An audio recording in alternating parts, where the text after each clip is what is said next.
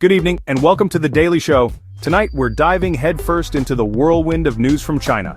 Hold on to your hats, folks, because things are about to get interesting. First up, we've got a territorial tango heating up in the South China Sea. China decided to play a little game of capture the flag on the disputed Sandy Cay reef. Now, this isn't your average game of tag. This involves warships and a whole lot of international side-eye. The Philippines, not to be outdone, decided to join the party and raise their own flag. Talk about awkward. To make matters even spicier, the US and Philippines decided to have their own little play date in the form of joint military exercises. China wasn't too thrilled about this, calling it provocative. You know what they say, boys and girls?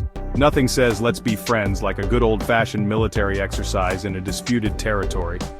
Meanwhile, back in Beijing, the Chinese People's Political Consultative Conference, or CPPCC for those who don't speak acronym, wrapped up its big meeting. They talked about all sorts of important things.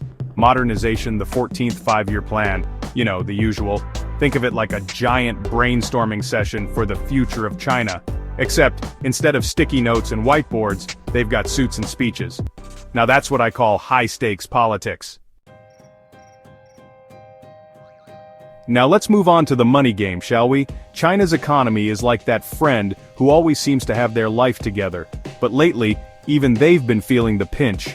The US decided to slap a whopping 145% tariff on Chinese goods. Ouch, that's gotta hurt. But China, being China, didn't back down. They basically said hold my Tsingtao beer and declared themselves self-sufficient. They're all about boosting domestic production and finding new trading partners. It's like they're channeling their inner Beyoncé and saying, I woke up like this, flawless. Speaking of big money moves, remember CK Hutchison?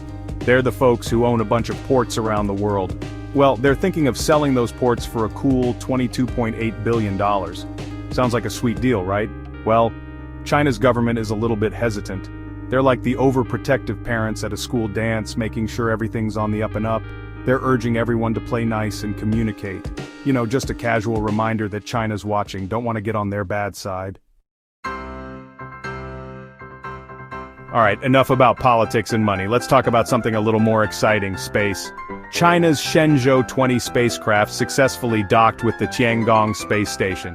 That's right, they're up there living their best spacefaring lives. 3 lucky taikonauts get to spend the next 6 months in orbit, conducting experiments and probably enjoying some out-of-this-world views. Move over, Star Wars. China's coming for you. But wait, there's more. China isn't just conquering space, they're also dominating the robotaxi game. Forget Tesla, folks. China's got BYD and they're coming in hot with their God's Eye technology. It's like having a super-powered chauffeur who never gets lost, never gets tired, and never asks for a tip. The future of driving is here, and it's speaking Mandarin. Now let's take a break from all this high-tech stuff and talk about something a little closer to home movies and shopping. The Hong Kong Film Awards just went down, and let me tell you, it was a night to remember. The big winner? Twilight of the Warriors Walled In. This movie swept the awards, taking home 9 trophies, including Best Actor and Best Actress. It's like the Oscars, but with more dumplings and less awkward acceptance speeches. And for all you shopaholics out there, China's got some good news. They've lowered the minimum purchase for tax refunds. So go ahead. Treat yourself to that silk scarf or that jade bracelet you've been eyeing. The Chinese government wants you to spend, baby, spend. It's all part of their plan to boost tourism and get the economy booming again. Finally, no episode of The Daily Show would be complete without a little bit of celebrity gossip. Actress Tong Leah graced us with her presence at a high-profile event. Details are scarce, but trust me, she looked absolutely stunning. It's like she just stepped out of a magazine photo shoot. And on a more somber note, Hong Kong bid farewell to a legend. Property tycoon Lee Shau-kee, the man who built half the city, passed away at the ripe old age of 97.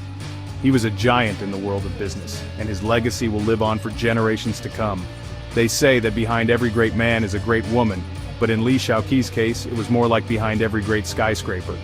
Well, folks, that's all the time we have for today. Stay tuned for more news, more laughs, and more insights into the wild world we live in. From The Daily Show, good night.